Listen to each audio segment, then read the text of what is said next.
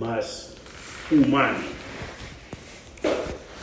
Y por eso, conforme les estaba escuchando a ustedes, realmente uno decía, oye, pues, si por la víspera se saca el santo, me parece que, yendo ya a una función en que nos identifica, que es el servicio a los demás, nos vamos a fijar más en lo que juntos podemos conseguir para beneficio de los demás, sobre todo los más necesitados, y quizá vayamos eliminando un poquito eso que a veces decimos pero que no estamos del todo convencidos, de que este no es enemigo, es adversario.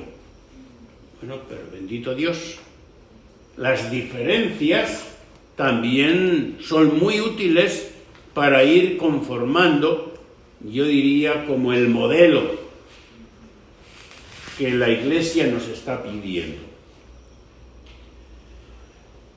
Tenía un poquito temor, porque es primera vez en mi vida que doy una reflexión de este, y tan es así que le pedí aquí al doctor, al padre, que me diera algún esquema, y él, muy diligente, a la media hora ya me tenía el esquema en el teléfono mío. Pero me puse a pensar y dije, no, mejor voy a decir lo que siento. Y desde esa perspectiva es que quiero compartir con ustedes unos pensamientos muy sencillos, que ya los hemos escuchado muchas veces, pero decían en mi tiempo de estudiante que el arte de repetir es lo que hacía que efectivamente nos entrara en la cabeza las lecciones, ¿verdad? Tanto repetir. Entonces entro directamente en el tema. Lo he traído escrito porque hay un principio por ahí que dice, se lo voy a decir en latín, esto brevis et placeris, que significa sé breve y agradarás. Porque lo bueno y breve es dos veces bueno, y lo breve y malo, hombre, no es tan malo. Antes de entrar en el tema para el que se me ha invitado, que es la participación política del cristiano, San Agustín, que es mi padre de la vida religiosa, tiene una frase muy importante cuando nos dice, con vosotros soy un cristiano, para vosotros soy el obispo. Lo primero me llena de orgullo, de alegría, de ilusión. Lo segundo me da miedo. Me da miedo porque puede ser que no cumpla debidamente con la función que el Señor me ha asignado. Entonces, yo he puesto la participación política del cristiano. Y antes de entrar en este tema, quiero, como introducción, analizar brevemente las 4 dimensiones del ser humano, que en el fondo es la meta a conseguir por todos aquellos que quieren dedicar en su vida esa línea de servicio a los demás. Por eso, cuando hablamos desde una perspectiva cristiana, que es desde la que un servidor y ustedes me están hablando, se suele afirmar que el ser humano tiene 2 dimensiones. Al menos eso es lo que a uno le enseñaban, que es la dimensión vertical en tu relación con el Creador, en tu relación con el Señor, y la dimensión horizontal, que es la que debes tener precisamente con aquel que es semejante a Dios y es tu hermano. Pero yo creo que este planteamiento es incompleto. Creo que el ser humano solo podrá encontrar su equilibrio total y su plena realización como persona y como creyente si cultiva con diligencia, no sé, estas 4 dimensiones que me han venido. Primera, el cuidado de uno mismo. Esa es una de las, diríamos, de las visiones estas. El cuidado de uno mismo. Somos de carne y hueso. Necesitamos de bienes concretos para vivir. ¿Cuáles son? Bueno, enumeremos el vestido, la alimentación, el hábitat, la salud, la educación, el empleo digno, la diversión, etc. Aspectos que deben propiciárselos al ser humano, que, como han dicho algunos, es el centro precisamente de toda nuestra acción política, de toda nuestra acción humana, el ser humano. En fin, complementar y rellenar esta necesidad, ustedes saben cuál es la tarea que tenemos en Costa Rica. Ustedes saben cuál es la realidad mejor que yo en todos estos campos. Yo no puedo entender que un país tan pequeño esté tan desprovisto de lo más elemental para el ser humano, que es, una vida humana digna. Cuando a veces o provocan o se vienen esos incendios en ciertas comunidades, Señor, perdóname, yo a veces he dicho, no quiero ningún daño, Dios guarde, personal. Pero en el fondo quizá esto sea el motivo para que estas personas puedan vivir en un hábitat digno de ella. No podemos pedirle a una persona que no vive con dignidad, que no tiene no podemos pedirle un comportamiento como nosotros queremos. Entonces, estos aspectos yo creo que debemos proporcionárselos al ser humano.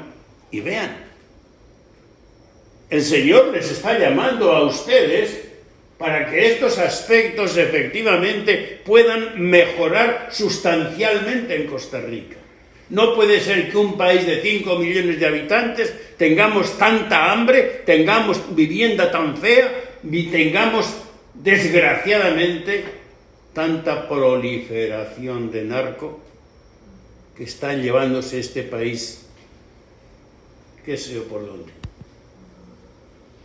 Y puedo hablar con una cierta autoridad moral. No me he presentado, pero yo llevo en este país viviendo ya 55 años. Aunque sea más cerrado que un bombillo, sin embargo, hombre, lo que viví, lo que vi, lo que percibí, eso es algo que... Entonces uno se pone a pensar, ya está bien de vivir de mitos en nuestro país. Debemos no vivir de mitos, sino vivir de realidades. ¿Por qué? Porque el Señor nos dio los medios adecuados para que podamos vivir un país tan pequeño, podamos vivir con el cumplimiento de estas necesidades que son vitales. Una segunda dimensión del ser humano es la dimensión solidaria con los demás. Ciertamente, los seres humanos no somos islas. Y sin intercomunicación no podemos vivir. Necesitamos, pues, de los demás para poder llevar a cabo y realizar nuestro proyecto de vida. Y aquí tengo una frase importante. Crecemos en humanidad en la medida en que nos solidarizamos con las personas que más nos necesitan.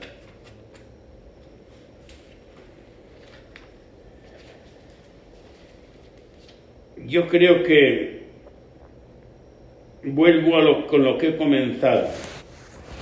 Es el tiempo, hermanos, que veamos un poquito el lenguaje de Dios en lo que nos ha tocado vivir y nos está tocando vivir en estos 2 años.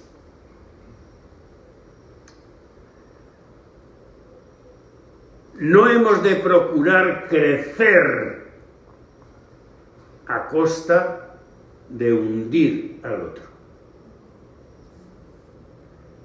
Hemos de crecer en la línea de poder con respeto exponer el pensamiento que yo tengo, exponer el camino que a mí me parece que debemos recorrer para llenar esas dimensiones importantes del ser humano, pero no a costa de deshacer al otro. Es aquí donde viene esa frase, ¿verdad? Somos adversarios, no somos enemigos. Porque todos los que están en un mismo partido, los que están en diferente partido, hombre, hay que suponer que están porque quieren desde ahí ofrecer lo mejor que ellos puedan para realizar la implantación de ese bien común en nuestro país.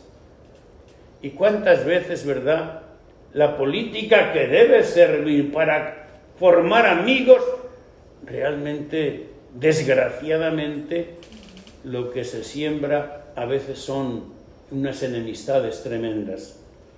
Entonces, esta segunda dimensión es necesaria llenarla en nuestra vida, la dimensión solidaria con los otros. Ok, tú piensas distinto que mí, yo pienso distinto, pero juntos dialoguemos. ¿Cómo es ese refrán? Tú tienes tu verdad, yo tengo mi verdad, pero ¿por qué juntos no buscamos la verdad? Y esto es lo que nos debe unir a todos. No tanto el que si yo gano o yo pierdo, sino tener todos como meta lo que es el país. Entonces busquemos la gran capacidad de diálogo que necesitamos quienes estamos metidos, pues no sé, en la misma barca, pero con capitanes distintos.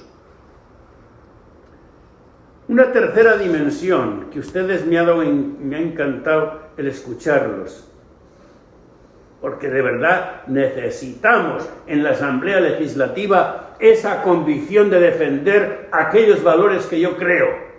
Aquellos valores, no solamente que creo, que hicieron grande a nuestro país. Y por eso es la dimensión vertical o religiosa. Este aspecto del ser humano queda fielmente reflejado en aquellas palabras de San Agustín. Van a disculpar un agustino que siempre cita a San Agustín. Nos hiciste, Señor, para ti, y nuestro corazón estará inquieto hasta que te encuentre a ti. El hombre, nos dice la palabra, ha sido creado a imagen y semejanza de Dios, y tienden naturalmente hacia Él. Por eso el hombre es religioso, en lo más profundo de su ser. El hombre. Tan es así que es famosa aquella frase, ¿verdad? Gracias a Dios que soy ateo. En el fondo, yo recuerdo, a veces lo cuento en algunos funerales, en el año 2007, 2008, tuvimos en Montevideo una reunión de la Iglesia Católica con el mundo declarado ateo de las universidades de América Latina. De aquí, de Costa Rica, fuimos a participar Monseñor Vitorino Girardi y un servidor. Yo era en ese momento el presidente de ese secretariado de Cultura y Fe a nivel latinoamericano. Llegamos a Montevideo y un gran poeta uruguayo, don Carlos Macchi, nos dio la bienvenida. Había como unos 13 o 14 profesores de las academias de diferentes universidades de América Latina. El hombre, con sus 82 años, una mente privilegiada, nos dio las gracias. Yo tengo que dar las gracias porque al fin la Iglesia Católica pudo dar el paso de acercarse a nosotros para que conociera cuál es nuestro pensamiento. El acercarse uno al otro, cómo efectivamente rompe a veces estereotipos que nos hemos creado. Y muy bien, dijo, segundo lugar, este hombre ateo nos dijo: quiero ser muy sincero, yo los envidio a ustedes. Y estaba al lado de Vitorino, y yo le he tomado mucho el pelo a Vitorino, un español a un italiano. Vitorino, ¿pero por qué nos envidia? Chico, pregúntale. Y bueno, como se dio cuenta que nos impactó ese que nos tenía envidia, pues dijo: sí, les tengo envidia, porque ustedes tienen respuesta al tema más importante, y lo cuento porque hoy es el día. Ustedes tienen respuesta a la muerte.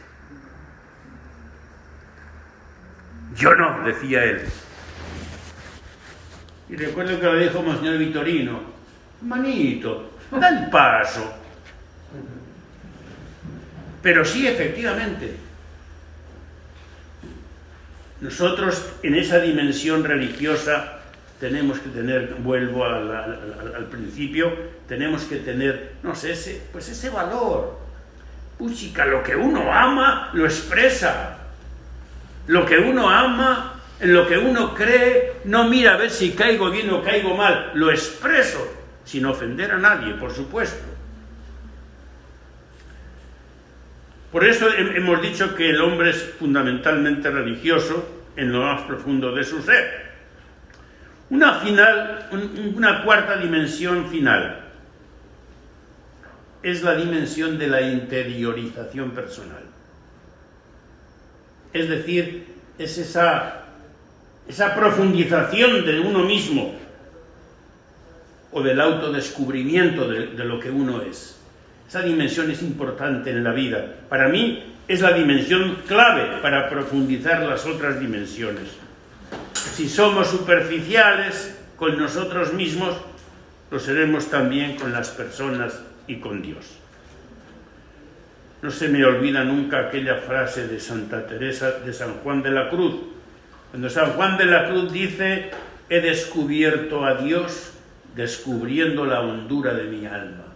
Es decir, cómo mirándome por dentro siento efectivamente esa presencia de Dios en mi vida.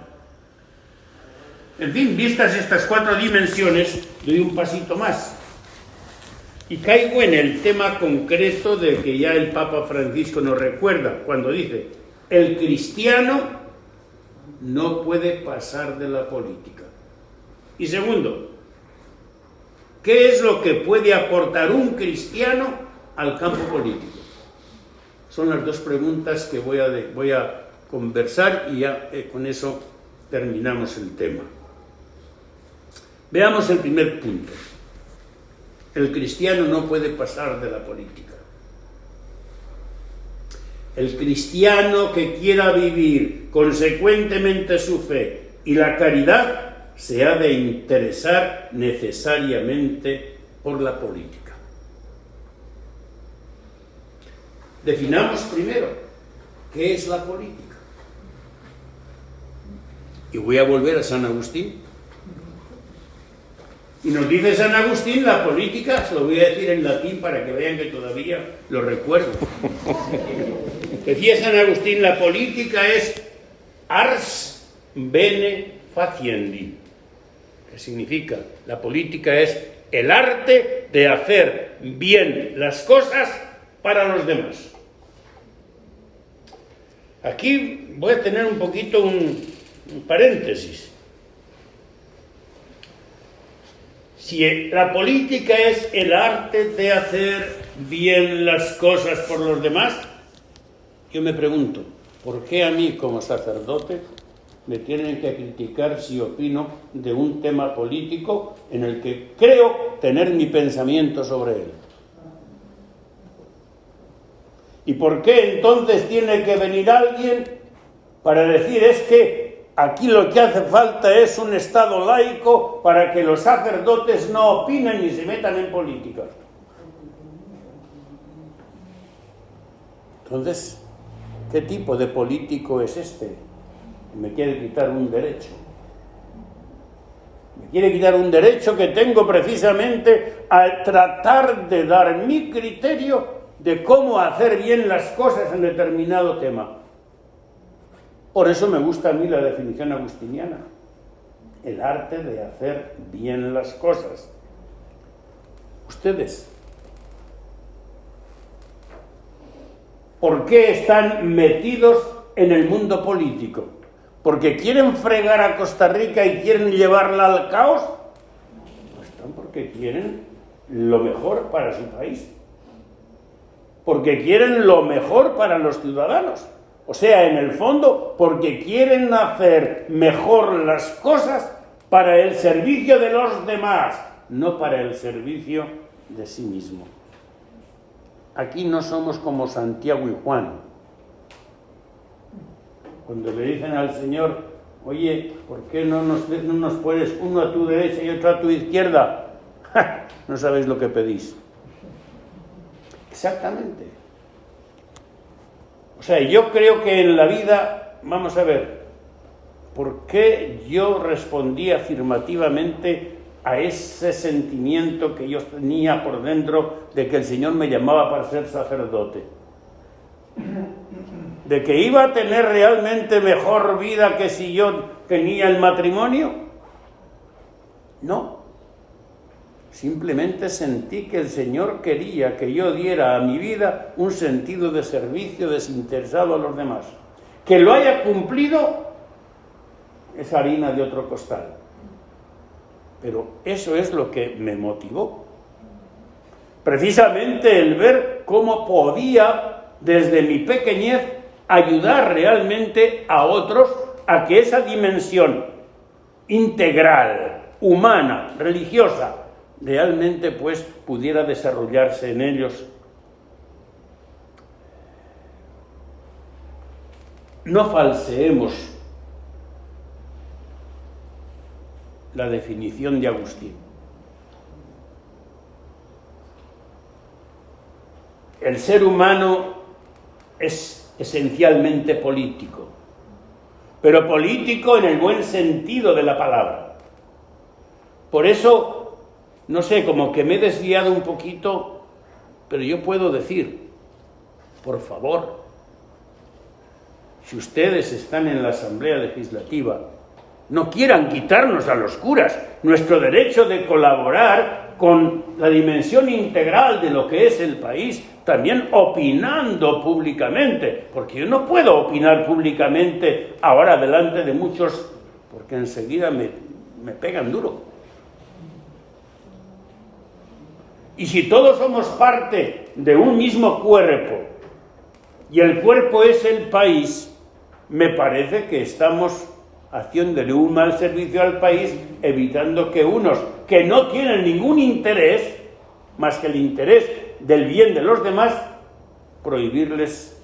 Y eso en Costa Rica, no sé, ¿qué tendrá que ver eso con el Estado laico? Digo muchas veces yo. Aparte, como que si los obispos estuviéramos amarrando el artículo 75 así, que nadie se meta con esto. No. Nosotros no somos quienes, nosotros no estamos amarrados a ningún privilegio. Bendito Dios que venga el Estado laico con la sana laicidad de la que realmente nos hablan nuestros papas. El Papa Francisco ha sido más claro que el agua, más como le gusta a él, hablar con claridad. Definitivamente, la sana laicidad es la que debemos propiciar todos. Entonces, este puntito para mí yo tenía ganas de expresarlo, por cuanto que, hombre, si es el arte de hacer el bien, si es el arte de hacer el bien para los demás, ¿por qué me prohíben a mí a veces el opinar públicamente? Y entonces me están diciendo con sentido peyorativo, es que usted no puede meterse en política. Señor, ¿qué es para usted la política? Sigo. Es verdad que no todos los cristianos se sentirán llamados a una dedicación política electorera. Es cierto. Pero sí, todos deberían adquirir una mayor conciencia política y una mayor inquietud por los problemas ciudadanos. No olvidemos que la política en el sentido más amplio es más que presencia racional y responsable de la persona humana en la historia. Y por eso vean ustedes, he copiado así rápidamente, para que vean si la Iglesia puede decir algo, y ustedes como cristianos y como católicos lo deben hacer, recordar algunos principios de la doctrina social de la Iglesia.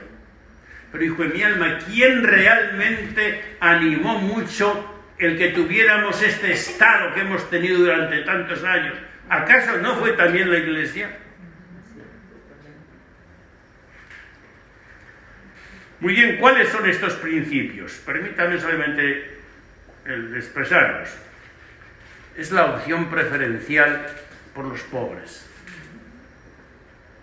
Es la solidaridad, el principio de la solidaridad. Es el principio de la subsidiariedad. Se opone a cualquier esquema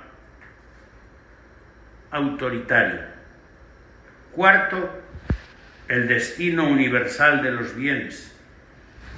Quinto, la participación en esa noble tarea, en esa noble vocación que es servir al país en un campo político. Y finalmente el bien común. He tomado precisamente estos principios de la doctrina social de la Iglesia para que veamos si aquellos que nos identifican con la Iglesia, pues podemos o no podemos propiciarlos. Aunque desde este punto, ¿verdad?, yo sí quisiera retomar el principio que el Papa quiere meternos ahorita en la Iglesia. ¿Qué tema tan lindo ese? ¿Qué tema? La sinodalidad de la Iglesia. Vamos a ver, es que no queremos decir la sinodalidad en la Iglesia, como si fuera como un bien así particular. No, es que la Iglesia o es sinodal o deja de ser la Iglesia de Jesucristo. Así. Entonces, por eso este Papa Francisco, recuerden lo que les voy a decir. Yo creo que este hombre no va a morir hasta que no convoque otro sínodo sobre el clericalismo en la Iglesia. Ustedes no son ayudantes del sacerdote. Ustedes no están aquí ayudando al Padre José. Ustedes son como yo y como el Padre José, parte de una iglesia en la que todos tenemos la misma identidad, que es el bautismo, que es lo que nos hace efectivamente incorporarnos ahí. Vamos a tener distintas funciones, pero en el fondo aquí no hay como Santiago y Juan, es que yo quiero ser el que parte el bacalao por el centro. No, un momentito. Y por eso entonces, ¿por qué al Papa Francisco ahora se le están metiendo tanto algunos arzobispos y cardenales con esto del sínodo? Pues porque parece que piensan como Juan y Santiago, quieren seguir siendo los príncipes de la Iglesia.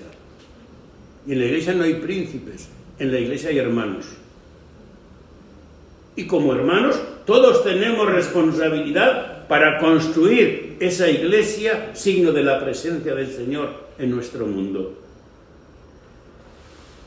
Es verdad que la fe cristiana no nos ofrece soluciones políticas de tipo técnico, pero nos exige estar presentes en la vida pública porque precisamente ahí encontramos al hombre concreto con todos sus problemas de lo que nos habla Mateo en el capítulo 25, venid benditos de mi Padre, porque tuve hambre, estuve enfermo, no tuve trabajo, fui peregrino, fui migrante, en fin. Amigos, ahí tienen. Los cristianos debemos interesarnos por todo lo que pasa en las distintas esferas de nuestro pueblo. Hemos oído muchas veces esa frase, ¿verdad? Nada de lo que es humano puede ser ajeno al cristiano. Allí donde se juega la dignidad del ser humano, ahí debe estar un cristiano. Ahí debe estar un cristiano. Finalmente, permítanme unas palabritas sobre lo que puede aportar un cristiano al campo político. Ustedes.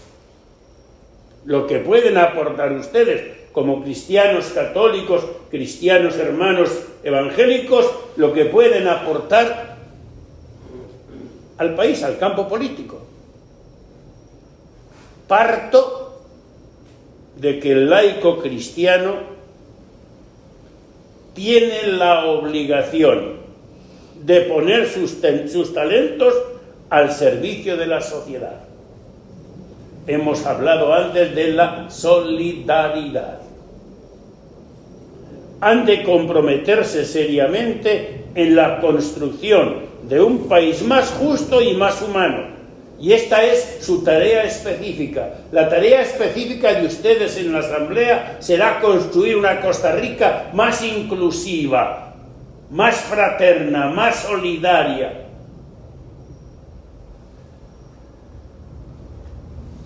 Y si estos laicos, como ustedes, tienen vocación y preparación adecuada, no duden ni un momento en tomar parte activa en las tareas de los partidos políticos a fin de conseguir una eficiente organización económica, social y administrativa de la sociedad para que estén al servicio de todos los ciudadanos, especialmente de los más necesitados. No lo duden, no les entre esa especie, habré acertado en meterme en un campo político. No se han equivocado, han querido dar el paso que tienen efectivamente por vocación que dar. Y vean ustedes por qué muchos cristianos, buena gente, les da no sé qué meterse en el campo político, electorero. ¿Por qué? Hijo de mi alma, porque lo hemos desprestigiado. Entonces necesitamos efectivamente retomar nuevamente. Es decir, la política no es un modo en el que uno... No, la política es un modo de cómo sirvo realmente a mis hermanos. Quizás no con el pensamiento uniforme, pero bueno, ahí está precisamente, por eso implica la palabra, son parlamentarios, van a hablar, van a hablar, van a exponer. Y ojalá, amigos, los que vayan a ser miembros pues de la Diputación, Ojalá que de su vocabulario desaparezcan las palabras ofensivas. Cuando uno ofende, que hijo de mi ama, luego cuesta animar un poquito eso. Está bien, y es lógico que en un parlamento haya diferentes opciones. Me parece excelente. Y en la diversidad, precisamente lo podemos encontrar, precisamente lo que más puede convenirnos. Y para eso entonces viene el parlamento, el parlar, el platicar, el dialogar, el concertar. Todo eso que ustedes saben bastante mejor que yo.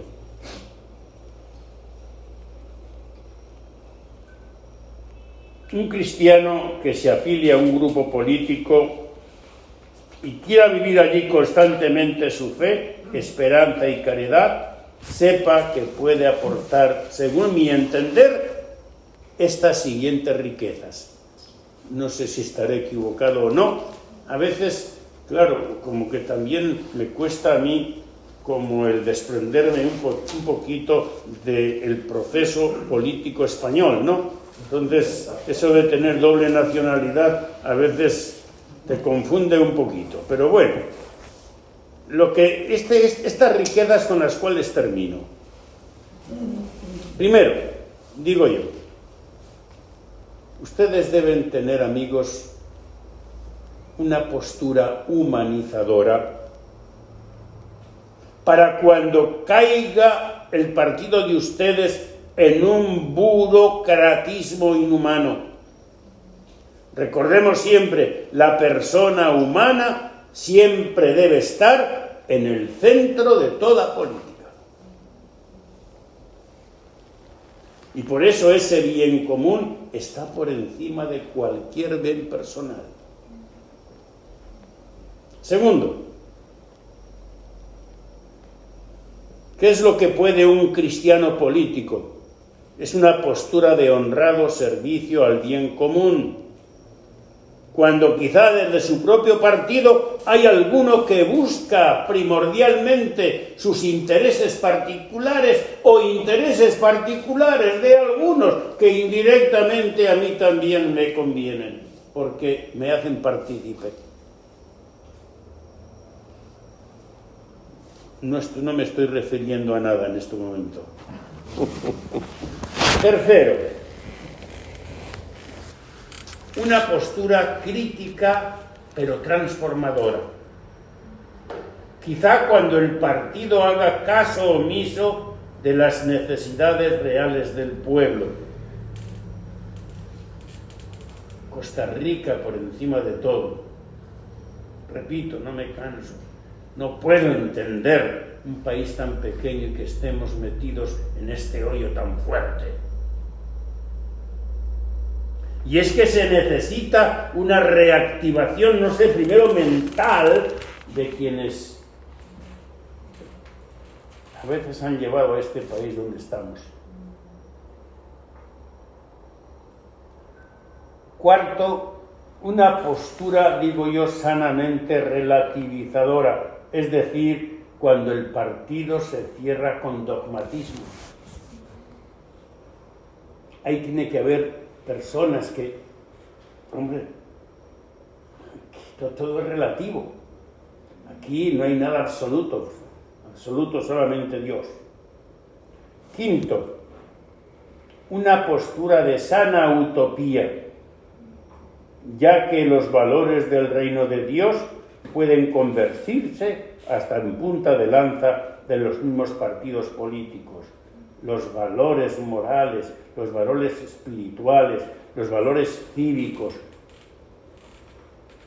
Si no hace falta más que volver la vista y darnos cuenta de lo que éramos cuando había estos valores en la familia costarricense, en el costarricense, y lo que ahorita a quienes pensamos de... Yo de verdad digo, y a veces me quedo tonto, pues mi alma, digo yo, pero yo por defender la vida soy un anticuado, ¿o qué? O sea que para ser progresista yo tengo que ser un matador. Bueno, está bien ser matador de congoles, eso me gustaría ser, ¿no? pero ser un matador de un ser humano, y eso me hace ser efectivamente progre, pero es que ¿en qué cabeza cabe? Es que yo creo que estamos caminando con la cabeza muchas veces, algunos caminan cabeza abajo, porque es que en fin, es que yo puedo efectivamente disentir de ciertos valores o de ciertas, pero un caso, yo voy a hablar con claridad aquí. Ok, con esto de la pandemia. Ustedes han visto, bueno, qué sé yo, pues gran cantidad de gente, ¿verdad? Y sobre todo del gobierno, que han hablado que por salvar la vida de un costarricense no hay que mirar el precio de lo que cuesten las vacunas, que lo que cueste. Y yo digo, bendito Dios, yo también pienso así. Pero esta misma gente son las que están propiciando efectivamente la cultura de muerte. O sea, los costarricenses que pueden venir precisamente para ser como nosotros artífices de un desarrollo de un país, chica, te los estás volando. Y todavía te meten en la cabeza que yo tengo el derecho sobre mi cuerpo, porque es mi cuerpo. Está bien, en el peor de los casos. Pero es que el cuerpo que está dentro no es tuyo. Entonces yo no entiendo. Entonces, amigo, yo no sé si es que soy muy cerrado, pero desde que Costa Rica ha comenzado a trastocar sus valores, es que estamos como estamos. Por eso, me da mucho gusto esta noche de haberlos escuchado. Y me da gusto de que me hayan escuchado, para que conozcan un poquito cuáles son mis criterios. Para que el día de mañana realmente podamos tener más vínculos de unión. En la unión hace la fuerza, ok.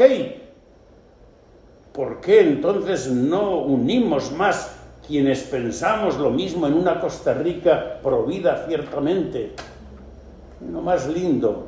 Y ahora, por ejemplo, que estuve en vacaciones, hijo de mi alma, yo le decía a mis gentes, es que tuve la suerte de dos sobrinas nietas, o bisnietas, yo no sé, ya soy tan viejo que ya cuando nacen esas chiquillas, y yo me decía para entre mí, pero ¿cómo puede haber todavía gente y gobiernos que... Pero bueno, mejor, si me enfado, va a ser peor. Quiero terminar. Pregunto, ¿qué debe hacer un cristiano que un día llegue al poder y ejerza la acción política? Primero, lo que se me ocurre, influir fuertemente para cambiar las estructuras sociales injustas.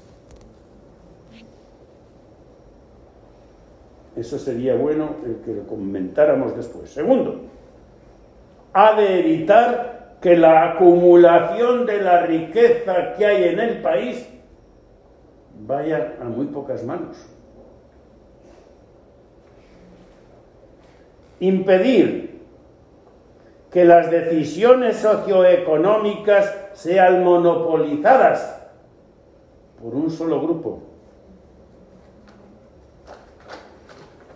Cuarto, intentar un reparto equitativo de las cargas fiscales. Y finalmente el quinto, dicen que no hay quinto malo, trabajar constantemente para que el pueblo alcance un nivel de bienestar, de cultura y de conciencia ciudadana solidaria. Y estoy terminando, pero nunca acabo. ¿Saben qué? Ustedes anoche, algunos, seguramente vieron anoche el programa el de González, en el Canal 7 los lunes. 7 días. ¿No lo vieron? ¿Lo vieron? Bueno, pues yo sí lo vi, parte, me gustó mucho. Tal me gustó que cuando terminó el programa cogí, mira, estaba a mano, y traté de agarrar las ideas centrales que ellos expusieron. Los técnicos, diría, o sea, que de las universidades. Y se las voy a leer, y con eso sí, les doy la palabra que termino. ¿Qué les podíamos pedir hoy a los políticos que aspiran o a presidente, o a ministro, o a diputados, puestos públicos? Es lo que yo capté de lo que ellos dijeron. Yo dije, estoy en un 100% de acuerdo con lo que estos señores han dicho. Primero, dicen ellos, visión clara de los verdaderos problemas del país, que debe incluir, primero, las prioridades y, segundo, el coraje para llevarlas adelante. Segunda cosa que piden a los políticos, capacidad de negociación, no ser tercos, y esto se hace, y esto se hace, y esto se hace. Capacidad de negociación. Tercero, capacidad de encontrar puntos de acuerdo. Porque efectivamente podremos estar en tiendas distintas, pero dialoguemos. No nos excluyamos de una vez porque estamos en tiendas distintas. Cuarto, comunicación efectiva que sepa inspirar confianza. ¿Quién nos lo dice? Porque muchas veces, ¿verdad? Uno, cuando está escuchando, pues sí, vamos a hacer esto y esto y esto, y uno está diciendo, pues mi alma, ni te lo crees tú. Quinta, gran capacidad para escuchar. Y para poder escuchar, amigos y amigas, hay una actitud fundamental. Es que hay que ser humilde. La humildad me hace que puedo aprender del otro. Entonces debo escucharle. Debo escucharle. Sexto, buscar consensos en las decisiones importantes. Séptima, capacidad para formar un equipo con las personas más preparadas. Por eso hay que formar equipos representativos de las diferentes áreas que se deben potenciar. Octavo, que sepa ser un buen director de orquesta y no que tenga que estar cambiando de músicos cada rato. Y finalmente, 9, ser consecuente con lo que dice. Es decir, ser íntegro, de gran solvencia moral, que despierte confianza en las personas que le escuchan. Y finalmente, despertar el interés de los ciudadanos. Esto es lo que yo, después de escuchar ese programa, pues realmente pude captar y dije, pues mira, mañana lo comunico en la red. Muchas gracias.